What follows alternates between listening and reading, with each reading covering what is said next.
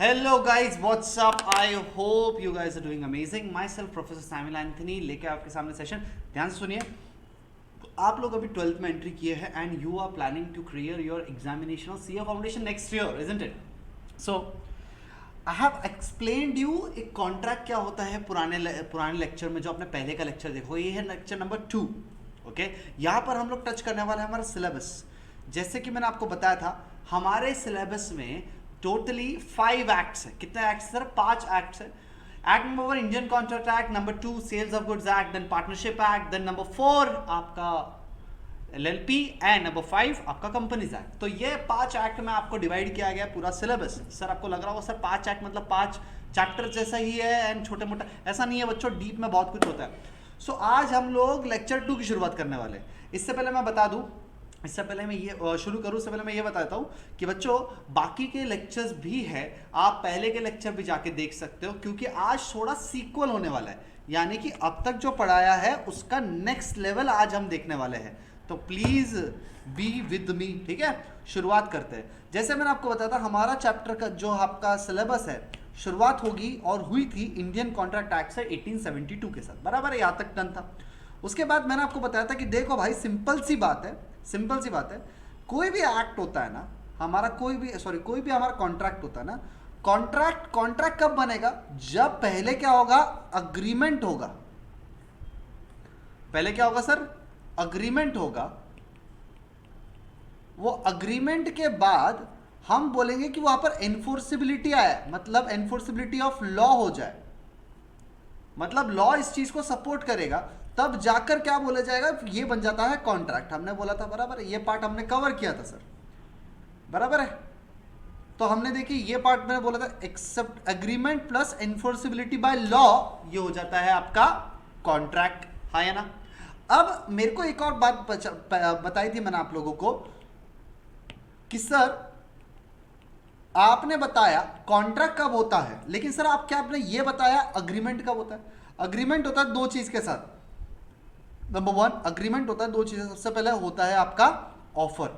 जब एक पार्टी देता है ऑफर, जब एक पार्टी ऑफर देता है दूसरे पार्टी को, दूसरा पार्टी करता है एक्सेप्ट, तो ऑफर होगा फिर एक्सेप्ट होगा, तब जाके हम क्या बोलते हैं इसको? We call it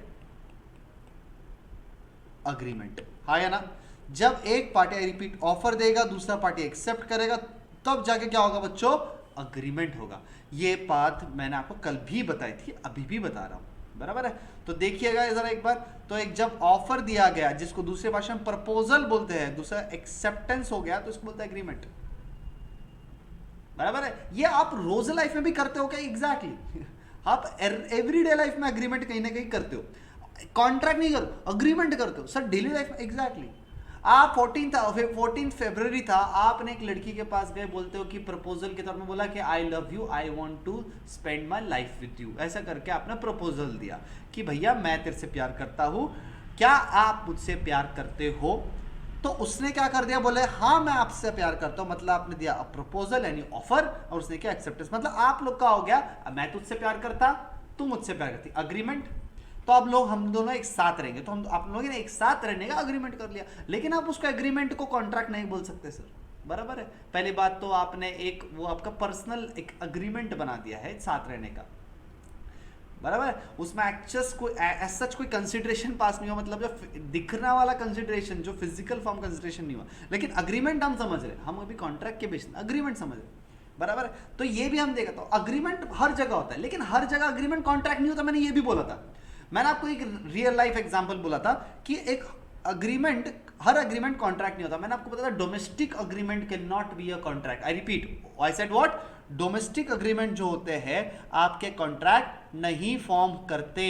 sir domestic agreement contract क्यों नहीं फॉर्म करते? क्योंकि मैंने आपको एग्जांपल दिया था कि एक हस्बैंड था, उसने अपने वाइफ को बोला, उसने अपने वाइफ को बोला कि मैं तेरे को सो एंड सो गिफ्ट करूंगा, लेकिन अब हस्बैंड ने वाइफ को गिफ्ट नहीं किया, तो वाइफ चली गई कोर्ट में। कोर्ट में बोला कि जिन्हें में देखिए ना, ये जी इन लोगों ने कितने सारे मुझे वादे किए, बड़े बड़े वादे दिखाए, सबने दिखाए, देखिए क्या क्या दिखाया मेरे को, मैं कितनी बड़ी हो गई, मैं कितनी खुश थी कि जब ऐसा मुझसे साथ होगा, लेकिन इससे कुछ, इनसे तो कुछ होता ही नहीं, कुछ करते ही नहीं है, बराबर है? तो पहले तो जज बोलेगा कि भाई देखो ऐसा है, ये तुम्हारा डोमेस्टिक अग्रीमेंट है, ये कॉन्ट्रैक्ट नहीं है।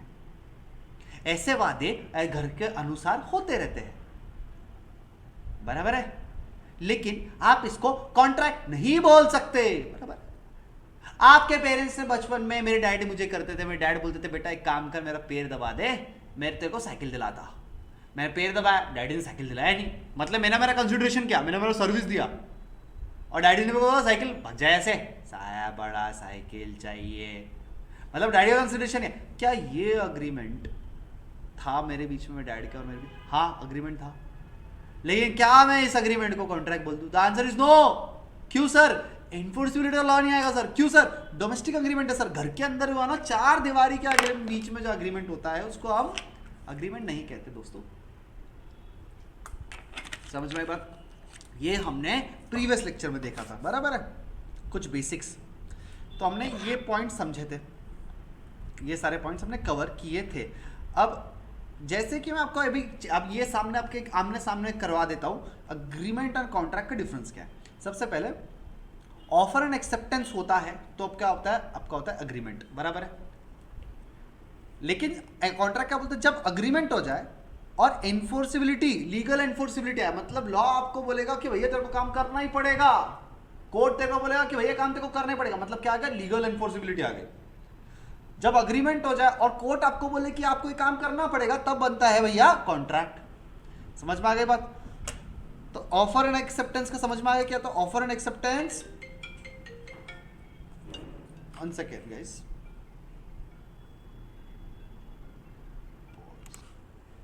तो जैसे समझ में आपको, तो ये हो आपका कॉन्ट्रैक्ट, ये हो गया आपका कॉन्ट्रैक्ट, ठीक है। तो अग्रीमेंट और कॉन्ट्रैक्ट एक डिफरेंस बन गया। और क्या है सर? स्कोप। अब अग्रीमेंट अब क्या होता है ना, लीगल भी होता है और सोशल भी होता है, बराबर है। मतलब कि agreement can be a contract, हाँ या ना, agreement can be, but some agreements can not be a contract at the same time. वो कौन से होते हैं? डोमेस्टिक एंड सोशल सर, बराबर है। जैसे फॉर एग्जांपल मैंने आपको बताया था डोमेस्टिक अग्रीमेंट क्या होता है, एक हस्बैंड और वाइफ के बीच में अग्रीमेंट कि मैं देखो चल चांद तारे दिलाऊंगा, चल मेरे एक अच्छी चपाती बना दे, ये वो डोमेस्टिक अग्रीमेंट। और चांद तारे बोल रहा हूँ आपको, गोवा ले जाओ, गोवा क्या खंडाला तक लेके नहीं गया, तो एक ने चपाती तो खिला दी, दूसरा गोवा भी लेके नहीं गया, तो मतलब एक साइड का कंसिडरेशन और दूसरा साइड का कंसिडरेशन नहीं हुआ, लेकिन वो चार दीवारी के अंदर है, तो डोमेस्टिक अग्रीमेंट है। तो अग्रीमेंट डोमेस्टिक भी हो सकता है, सोशल भी हो सकता है, लीगल भी हो सकता है। जैसे आपका हाउस प्रॉपर्टी का या पार्टनरशिप का अग्रीमेंट होता है, उसको लीगल बोलते हैं, लेकिन हस्बैंड वाइफ का एक अग्रीमेंट हो गया जो कि घर चार दीवारी, और डोमेस्टिक। तो agreement can be legal and non legal also, social also, getting it. But contract की जब हम बात करेंगे, कॉन्ट्रैक्ट की बात करेंगे, तो ये कैसा होता है बच्चों, ये लीगल ही होते हैं, समझ में आई बात? तो अग्रीमेंट लीगल भी, नॉन लीगल भी, कॉन्ट्रैक्ट लीगल ही होंगे। समझ में आएगा आपको फर्क? समझ में आया? ओके। नाउ इसमें अग्रीमेंट में कुछ अग्रीमेंट ऐसे होते हैं जिसमें लीगल ऑब्लिगेशन क्रिएट होंगे क्या? नोप। लेकिन यहां पर कॉन्ट्रैक्ट में लीगल ऑब्लिगेशन क्रिएट होंगे ही तब जाके उसको कॉन्ट्रैक्ट हो। अरे एनफोर्सिबिलिटी ऑफ लॉ है ना, तो लीगल अग्रीमेंट में लीगल ऑब्लिगेशन बनेंगे नहीं बनेंगे? ऑब्वियसली बनेंगे बच्चों, बराबर है। अब एक और चीज समझने की बात है, all agreements are not contract but all contracts are agreement. जाहिर से बात, देखो ऑल अग्रीमेंट, सारे अग्रीमेंट्स तो कॉन्ट्रैक्ट नहीं है। सोशल एंड डोमेस्टिक बताया आपको, डोमेस्टिक बताया था, सोशल के लिए टाइम में अच्छे से बताऊंगा, उसके लिए समय आएगा, लेकिन अभी तो डोमेस्टिक अग्रीमेंट्स तो आपका कॉन्ट्रैक्ट नहीं है। लेकिन बात बताइए, आपका कॉन्ट्रैक्ट में जितने भी कॉन्ट्रैक्ट बने, क्या वो अग्रीमेंट के बेसिस पे बने? एग्जैक्टली, क्योंकि कॉन्ट्रैक्ट क्या बोलता है, कॉन्ट्रैक्ट बनता ही दो चीज से है, एक एग्रीमेंट, दूसरा है एनफोर्सिबिलिटी ऑफ लॉ। यानी कि हर कॉन्ट्रैक्ट के होने से पहले क्या होता है, पार्टीज का अग्रीमेंट होता ही है। तो इसलिए बोला गया all contracts are agreements. Anyone is doubt? तो ये अग्रीमेंट और कॉन्ट्रैक्ट का फर्क समझा आपको? समझ में आ गया? मैंने मेरे दोस्त को अग्रीमेंट किया कि एक काम करो, सुनना, मेरे को 20 रुपए देना, 20 रुपए देना, मैं तेरे को ना 20 रुपए दे, मैं तेरे को अगले महीने समोसे की पार्टी दूंगा, दोस्त अच्छा चड्डी बड्डी दूंगा। ये कौन सा अग्रीमेंट है भाई? ये कोई कॉन्ट्रैक्ट है ना? नहीं बना। समझ में आया? कॉन्ट्रैक्ट नहीं, ये कॉन्ट्रैक्ट एग्रीमेंट, ये कॉन्ट्रैक्ट है कि नहीं है, ये आपका नॉर्मल अग्रीमेंट है, बराबर है। मतलब इसको आप कौन सा अग्रीमेंट डोमेस्टिक में डाल सकते हैं आप इसको, आपके फैमिली रिलेशन उनके साथ, समझ में आया बात? तो अब ये अग्रीमेंट्स आपका कॉन्ट्रैक्ट नहीं हो, लेकिन कॉन्ट्रैक्ट जब बनेंगे उस पर लीगल एनफोर्सिबिलिटी आती ही है। एनीवन इज, तो ये होता है आपके अग्रीमेंट्स एंड कॉन्ट्रैक्ट। अब बात करेंगे बच्चों, बात करेंगे वैलिड कॉन्ट्रैक्ट। कौन से चीज़ों को हम वैलिड कॉन्ट्रैक्ट मानेंगे, कब हम वैलिड कॉन्ट्रैक्ट नहीं मानेंगे। सबसे पहली चीज़ क्या बोली गई, वैलिड कॉन्ट्रैक्ट मानने के लिए, वैलिड कॉन्ट्रैक्ट बनाने के लिए आपके पास इंटेंशन होनी चाहिए लीगल रिलेशन क्रिएट होने का, जब जाके आप उसको वैलिड कॉन्ट्रैक्ट मानेंगे।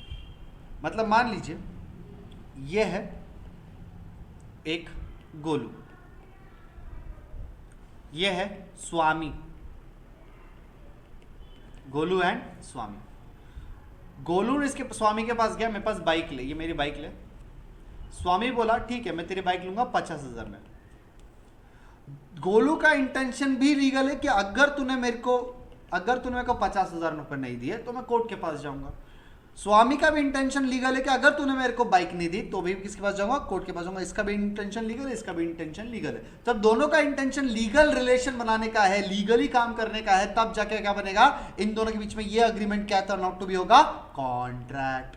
क्यों सर, स्वामी के मन में भी था कि अगर इसने मेरे को पैसे नहीं दिए, इसने मेरे को बाइक नहीं दी तो मैं जाऊंगा कोर्ट पे। गोलू के मन में था कि इसने मुझे पैसे नहीं दिए तो मैं जाऊंगा कोर्ट पे। तो दोनों के इंटेंशन क्या था, लीगल एक्शन लेने का। तो दोनों लीगल रिलेशन बनाना चाहते थे, तो इसलिए हम इसका क्या बोलेंगे, कॉन्ट्रैक्ट बोलेंगे। सर सिर्फ एक चीज देखिए जिससे कॉन्ट्रैक्ट बन सकता नहीं, सिर्फ एक चीज नहीं है बच्चों, और भी चीज है। जैसे कि आपके पास दोनों की पार्टीज की कैपेसिटी होनी चाहिए, कि वो कॉन्ट्रैक्ट में एंटर करे।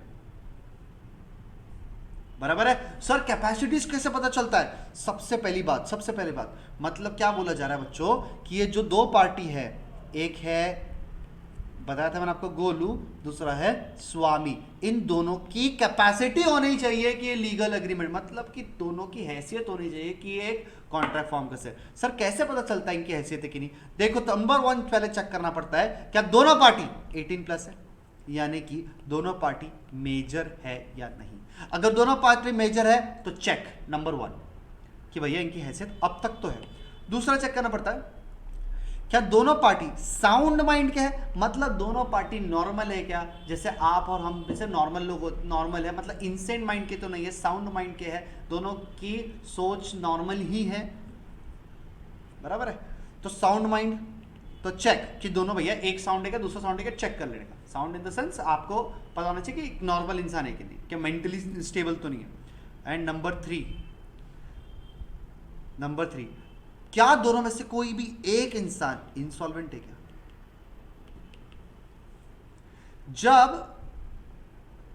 जब इंसॉल्वेंट है या उसको कोर्ट ने उसको बोला है कि आप कॉन्ट्रैक्ट नहीं कर सकते, मतलब कोर्ट ने उसको डिस्क्वालीफाई किया, कोई भी रीजन से, XYZ रीजन, और उसने किसको धोखा दिया होगा, उसने किसी के साथ फरेबी की होगी, चोरी की होगी, तो कोर्ट आपको डिस्क्वालीफाई कर सकता है कॉन्ट्रैक्ट में एंटर होने के लिए। तो देखना पड़ता है कि या तो आप मेजर हो तो चेक, साउंड नॉर्मल हो तो चेक, आप इंसॉल्वेंट नहीं हो या कोर्ट ने आपको डिस्क्वालीफाई नहीं किया तो चेक। जब ये तीनों चीजें फुलफिल होगी ना, तब बोलेंगे कि गोलू तू भी कैपेसिटी है तेरे पास भी, स्वामी तेरे पास भी कैपेसिटी है, चल कॉन्ट्रैक्ट में एंटर कर ले। समझ में आया? तो क्या देखा जाता है कि क्या दोनों के पास कैपेसिटी है to enter into a contract.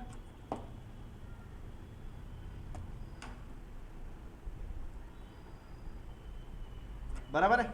उसके बाद देखा जाता है बच्चों,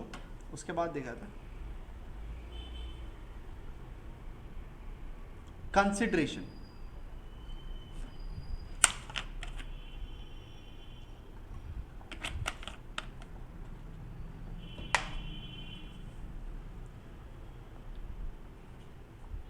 मतलब अब जैसे यहां पर गोलू एंड स्वामी का एग्जाम, गोलू क्या देने वाला था, इसको बाइक देने वाला था, स्वामी क्या देने वाला था, 50,000 रुपये देने वाला था। तो मतलब क्या ये बाइक एंड ये 50,000 रुपये एक दूसरे को एक्सचेंज कर रहे हैं? एग्जैक्टली मतलब स्वामी को क्या रिसीव हो रही है बाइक, तो मतलब वो क्या स्वामी को एक बेनिफिट रिसीव हो रहा है।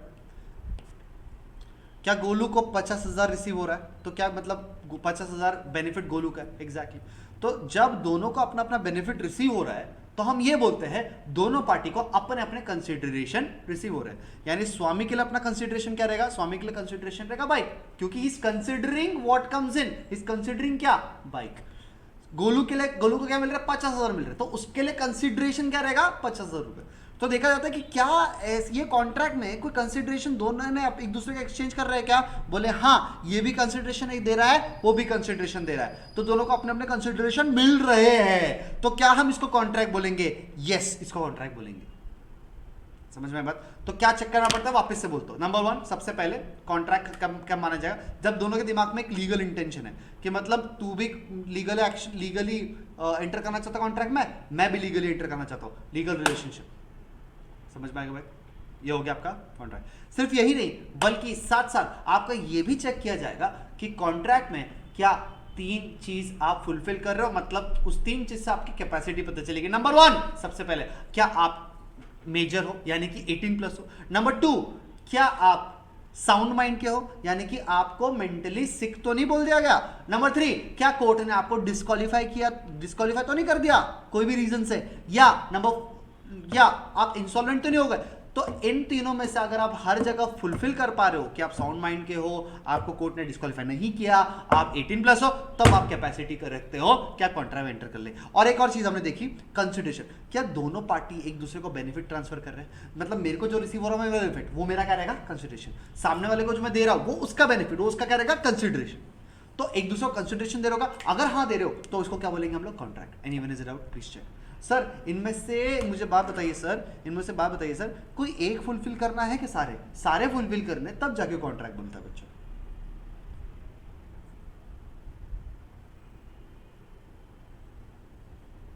बराबर है। अब हम बात करेंगे बच्चों फ्री कंसेंट की। अब ये देखो गोलू एंड स्वामी, बच्चों एक बात बताओ, स्वामी पे ये कॉन्ट्रैक्ट पे एंटर करने के लिए गोलू ने एक भाई को बोला था। किसने बोला था ये, गोलू ने एक भाई को हायर किया था, ये था गोलू ने भाई को बोला भाई स्वामी से कॉन्ट्रैक्ट में एंटर कराना तेरे को, बराबर, मैं उसको बाइक बेचूंगा उसने मुझे 50,000 रुपए देना चाहिए। तो ये किसने बोला, भाई से अपन दबाव डलवा रहे थे, किस पे, स्वामी। तो मतलब स्वामी का ये खुले मन से कंसेंट है कि मतलब वो अपने दिल से कॉन्ट्रैक्ट में एंटर करना चाहता है क्या, नो, उससे करवाया जा रहा है ना, हाँ कौन करवा रहा है, गोलू ही करवा रहा है भाई को बेच के।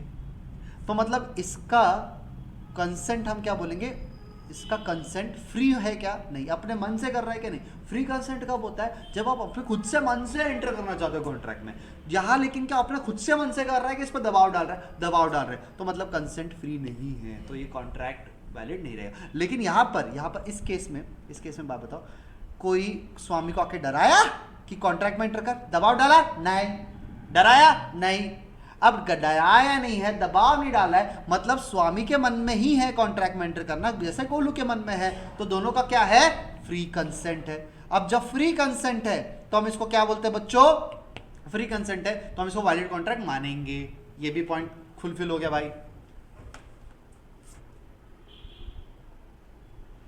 बराबर है। अब फ्री कंसेंट तो मान लिया हमने, फ्री कंसेंट के साथ साथ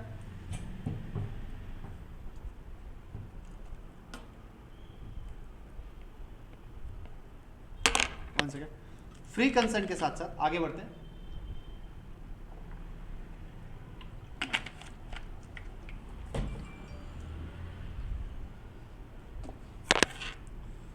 फ्री कंसेंट, उसके बाद देखना पड़ता है क्या लॉफुल ऑब्जेक्ट है क्या। मतलब देखो यहां पर अभी गोलू एंड स्वामी है, यहां पर ये लोग किसका बिजनेस, किसका ट्रेडिंग कर रहे हैं, किसका कॉन्ट्रैक्ट कर रहे हैं, किसका कर रहे हैं, देखो सर, बाइक का कर रहे हैं। क्या बाइक लॉफुल है, हाँ। और एक बात बताइए, इन लोग का इंटेंशन क्या है कॉन्ट्रैक्ट में एंटर करने का, क्या स्वामी ये बाइक लेकर टेररिस्ट बनना चाहता है, चोरी करना चाहता है, या कोई भी ड्रग डीलिंग एक्टिविटी, मतलब ऐसा कुछ करना चाहता है क्या जिससे जो लॉफुल नहीं है, नहीं, वो तो बेचारा अपना बाइक लेके कॉलेज जाना चाहता है, तो कॉलेज जाने में कोई अपराध है क्या? नहीं। तो बच्चों क्या इसके इरादे नहीं के, इंटेंशन नहीं के? एग्जैक्टली। क्या इसके इंटेंशन में कोई अनलॉफुल एक्ट है? नहीं। तो हम ये बोलेंगे इसका ऑब्जेक्ट, स्वामी का ऑब्जेक्ट लॉफुल है। वेयर इसकी बाइक का देख लो, 50,000 रुपए इसका रिसीव हो गए, तो ये बोलेगा ये ऐसा कुछ कर रहा है क्या? ड्रग में पैसा लगाएगा? नहीं, ये ड्रग में पैसा नहीं लगाएगा। चलिए, तो ये हो गया आपका फ्री कंसेंट। अब आते हैं नेक्स्ट पॉइंट पर, free consent and legal object. मतलब दोनों का इंटेंशन क्या है? ये 50,000 का मतलब वापस रिकनेक्ट कर देते तो आपको बाइक लेके वो कोई गलत काम नहीं करना चाहता, अनलॉफुल एक्ट नहीं करना चाहता। पैसे लेके ये कोई अनलॉफुल एक्ट नहीं करता। अनलॉफुल एक्ट मतलब पैसे लेके थोड़ी ये ड्रग डीलिंग करना चाहता है, पैसे लेके तो थोड़ी ये बंदूकें खरीदना चाहता है गलत की चीज़ों के लिए। तो मतलब एक्ट जो है 50,000 का वो भी लीगल है, और act of bike is also legal. मतलब बाइक लेके वो कुछ गलत काम नहीं कर रहेगा, तो मतलब स्वामी का वो ऑब्जेक्ट लीगल है। गोलू का भी ऑब्जेक्ट लीगल है कि पैसे लेके वो कुछ गलत काम नहीं करेगा, दोनों का गोल लीगल है। तो हम क्या बोलेंगे? दोनों का ऑब्जेक्ट टुवर्ड्स दिस कॉन्ट्रैक्ट क्या है सर? लीगल है, इलीगल ऑब्जेक्ट नहीं है। इलीगल ऑब्जेक्ट कब होता? जब वो बाइक ले, स्वामी बाइक लेता और बोलता कि मैं ड्रग का पेडलिंग करूंगा, ये हुआ इलीगल ऑब्जेक्ट। कि मैं बाइक इसलिए ले रहा हूं ताकि मैं ड्रग का पेडलिंग करूं, तो बोलते कि मेरे कॉन्ट्रैक्ट वायलेट नहीं है, बराबर है। लेकिन यहां पर वो बाइक इसलिए रहता है उसको कॉलेज जाना है, और ये पैसे इसलिए रहे ताकि इसको पैसे की जरूरत है ताकि अल्लाह छोटे मोटे खर्चे कर सके। तो दोनों के ऑब्जेक्ट जो है लीगल है, तब ये कॉन्ट्रैक्ट क्या माना जाएगा? वैलिड माना जाएगा। आगे बढ़ते हैं। अब लॉफुल कंसिडरेशन। अब गाइस, अब यहां पर एक बात बताइए, क्या बाइक लीगल है, लॉफुल है, अनलॉफुल है? लीगल है, लॉफुल है। तो मतलब ये कंसिडरेशन जो है स्वामी को जो बाइक मिल रही है वो कुछ गलत है क्या? नहीं। कानून ने मना किया क्या बाइक लेने को? नहीं। कानून बोलता है कि गलत चीज है, ड्रग जैसी चीज है? नहीं। कानून ने बोला लीगल है, तो मतलब ये कंसिडरेशन भी लीगल है, बराबर। क्या ये 50,000 रुपए कानून का ही तो है? 50,000 कानून ने तो बनाया करेंसी नोट, तो क्या 50,000 रुपए लीगल है? The answer is yes. The point is दोनों ने कंसिडरेशन जो एक्सचेंज किए उसका भी लीगल है, मेरा भी लीगल है, तो मतलब हम इसको क्या बोलेंगे? Legal consideration, sorry legal lawful consideration. तो हम इसको बोलते हैं लॉफुल कंसिडरेशन। मतलब आपके कॉन्ट्रैक्ट में कंसिडरेशन लॉफुल है। सर अनलॉफुल कब होता है? जब अगर गोलू एक को ड्रग देता, ये इसको देता पैसा, तो ये ड्रग जो ये भाई साहब रिसीव कर रहे हैं, तो ये होता अनलॉफुल। तब ये कॉन्ट्रैक्ट क्या रहता? इनवैलिड। लेकिन ऐसा है क्या? नहीं। यहां पर ऐसा केस है, बाइक एंड पैसा, यहां पर दोनों जा रहा है, दो बाइक भी लॉफुल है, पैसा भी लॉफुल है, तो ये कैसा हो गया? ये हो गया लॉफुल कंसिडरेशन। एनीवन इज तो मतलब ये वैलिड कॉन्ट्रैक्ट है, बराबर है। तो बच्चों लाइकवाइज ऑफर एंड एक्सेप्टेंस की बात करेंगे हम लोग आगे। अब जब एक पार्टी ने, यानी कि हमने बोला था गोलू ने, और दूसरे पार्टी यानी कि हमने बोला था स्वामी ने, तो गोलू ने क्या दिया था? ऑफर दिया था, और स्वामी ने क्या दिया था? एक्सेप्टेंस दिया था। जब ऑफर हुआ है, एक्सेप्टेंस भी हुआ है, तब माना जाता है, हम इसको मानते हैं अग्रीमेंट। तो बोला जा रहा है अग्रीमेंट होगा तो ही वो उसको हम कॉन्ट्रैक्ट में आगे कंसिडर करेंगे, लेकिन अगर अग्रीमेंट नहीं होगा तो कॉन्ट्रैक्ट में कंसिडर नहीं करेंगे। लेकिन यहां पर क्या हुआ? एक ने हाँ बोला, ऑफर किया, उसने हाँ बोला चलेगा, और मैं भी एक्सेप्ट कर रहा हूं, और हो गया खत्म। ऑफर एंड एक्सेप्टेंस दोनों। तो अग्रीमेंट हम इसको बोलेंगे क्या? एग्जैक्टली हम इसको बोलेंगे अग्रीमेंट, मतलब कि ये वैलिड कॉन्ट्रैक्ट बन सकता है। समझ में? ऑफर देता हूं, बोलता कि चल अब मैं तेरे को पूछ ही रहा हूं, तेरे को बता रहा हूं, ये ले एक काम कर, बाइक ले और मेरे को 50,000 दे। बोलते मेरे को नीचे, नहीं रख, मेरे को नीचे। तो एक का ऑफर है लेकिन दूसरे का एक्सेप्टेंस नहीं है, तो क्या हम उसको कॉन्ट्रैक्ट बोलेंगे? उसको कॉन्ट्रैक्ट तो बोलेंगे ही नहीं, क्योंकि अग्रीमेंट ही नहीं हुआ, तो कॉन्ट्रैक्ट कैसे हुआ? समझ में बात? So guys, this is how an contract is formed, and valid contract, any contract becomes a valid contract. अगर ऐसी चीजें ना हो तो हम उसको इनवैलिड कॉन्ट्रैक्ट बोलते हैं। एक बार मैं आपके साथ रिकैप कराया था फटाफट। सबसे पहले हमने बोला दोनों पार्टी का इंटेंशन कैसा होगा? लीगल, मतलब दोनों पार्टी, स्वामी एंड गोलू का भी इंटेंशन लीगल रिलेशन क्रिएट करने का होगा, स्वामी का भी इंटेंशन लीगल रिलेशन क्रिएट करना होगा। देन उसके बाद बात करेंगे लॉफुल कंसिडरेशन की, जो स्वामी दे रहा है गोलू दे रहा है, वो दोनों चीज क्या है? लॉफुल है। स्वामी दे रहा था पैसा, गोलू दे रहा था बाइक, तो बाइक भी लॉफुल है, स्वामी पैसा भी लॉफुल है। कैपेसिटी ऑफ पार्टी, जो गोलू एंड स्वामी है, दोनों की कैपेसिटी को कॉन्ट्रैक्ट में एंटर कर सके। दोनों ने 3 क्राइटेरिया फुलफिल किए। एक नंबर 1 मेजर है दोनों, चेक। नंबर 2, दोनों के साउंड माइंड है, चेक। नंबर 3, दोनों के को कोर्ट ने डिस्क्वालीफाई नहीं किया है, यानी इंसॉल्वेंट और या इंसॉल्वेंट नहीं बोला है, तो मतलब चेक। तो जब दोनों ने 3 क्वालिफिकेशन फुलफिल किए, तब बोलेगा कि दोनों की कैपेसिटी है एंटर करने की, बराबर। उसके बाद बोला गया दोनों का उद्देश्य कॉन्ट्रैक्ट में एंटर करने का सरासर लॉफुल है, कोई अनलॉफुल एक्ट के लिए नहीं कर रहे, दोनों को कोई गलत काम नहीं करना। इसको बाइक चाहिए, बाइक कॉलेज जाने के लिए, उसको पैसा चाहिए अपने काम में इस्तेमाल करने के लिए, दोनों का ऑब्जेक्ट कैसा है, लॉफुल है, तो हम इसको वैलिड कॉन्ट्रैक्ट मानेंगे। अनलॉफुल कब होता है, जब आप बाइक लेते हैं और ड्रग पेडलिंग करते हैं, तो दोनों का एक का उद्देश्य है गलत काम करने का, तो वो वैलिड कॉन्ट्रैक्ट नहीं माना जाएगा। और दूसरा हमने कहा बोलते भी हम सामने। फिर उसके बाद बात करेंगे फ्री कंसेंट। दोनों का पार्टी का क्या था कि फ्री कंसेंट मतलब दोनों पार्टी का कंसेंट ऐसा है कि दोनों पे किसी दबाव नहीं डाला। दबाव डाला है क्या दोनों पे, किसी ने दबाव नहीं डाला। ये भी अपने मन से कॉन्ट्रैक्ट में एंटर कर रहा है, वो भी अपने मन से कॉन्ट्रैक्ट में एंटर कर रहा है। और कॉन्ट्रैक्ट में एंटर कर साथ साथ क्या बोला, एक ने ऑफर देना चाहिए, दूसरा एक्सेप्ट करना चाहिए। ऐसा नहीं कि एक ने ऑफर दिया बोले कि डन, ऐसा नहीं।